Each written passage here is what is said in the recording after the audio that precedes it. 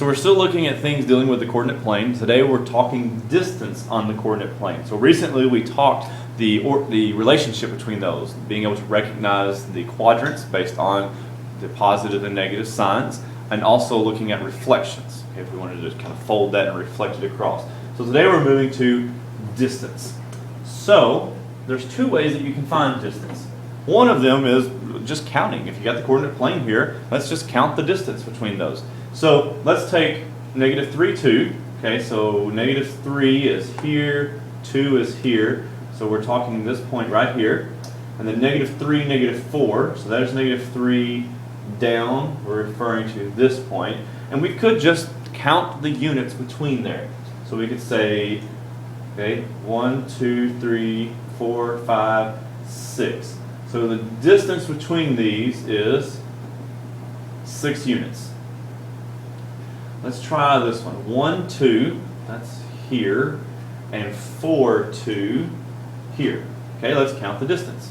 1, 2, 3.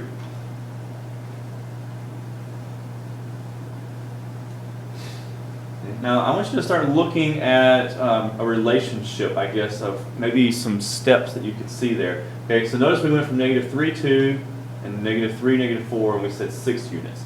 Okay, look at these numbers. How would we come up with 6? Okay, 1, 2, 4, 2. And we came up with 3 units. So maybe look at those numbers and see a way to get to that answer of 3. Okay, let's go down here. 4, 2. So we just did that one. That's right here. 4, -4. That's this one. Okay, so that is 1, 2, 3, 4, 5, 6. That's also 6 units. I'm not sure you can see that. Tilt down just a little bit. Okay, and then -3, -1. So there and there, and -3, -4 here. So distance would be 1, 2, 3. That would be 3 units as well. Okay, so there's one way. We've got a coordinate plane, we've got our points graph, just count. 1, 2, 3, and so on. Okay, but what if you don't have this coordinate plane? Or what if you're not able to draw one in? Okay, there's another way to do that. So let's look at what we call our steps for success here. We're going to use these steps to help us with some other examples. Okay, so steps for success when determining distance on the coordinate plane. That's different than just counting. Okay, so for number 1, it says disregard the x or y value that is identical. By identical, I mean it has the same number and the same sign. Okay, so if I look here, I've got -4, -9, -4, 12. Well, this -4 and -4 is identical. So I'm going to disregard them. I don't need them right now to find distance. There's no distance between -4 and -4. So my distance is going to be between -9 and 12. Okay, now I'm going to determine, is it the same or different quadrant? Well, this one, that's negative, negative, negative, positive.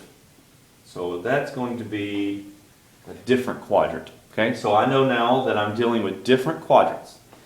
If they are in the same quadrant, I will subtract absolute values. If they are in different quadrants, I will add absolute values. So let's put those into practice here. Okay, step 1, disregard the x or y value that is identical. 7, 5, 7, 10. So I'm going to disregard the 7. Okay. Step 2, determine same or different quadrants. Positive, positive, positive, positive. So I know that these are in the same quadrant. Okay, so step 3, same quadrant, subtract. Same, subtract. SS. Same, subtract. I'm going to subtract the absolute values of these two numbers here. So I'm going to say the absolute value of 10 minus the absolute value of 5. Well, that's 10 minus 5, and that is 5. So this is 5 units. Okay, maybe those units are miles. We don't know right now. Okay, let's move over to this one. -7, 6, -8, 6. Step 1, disregard the identical, which in this case is the 6. Okay? Step 2, determine same or different quadrants. negative, positive, positive, positive. So this is going to be different. Okay? Same quadrant, subtract. Different quadrant, add. So in this case, I'm going to add the absolute values.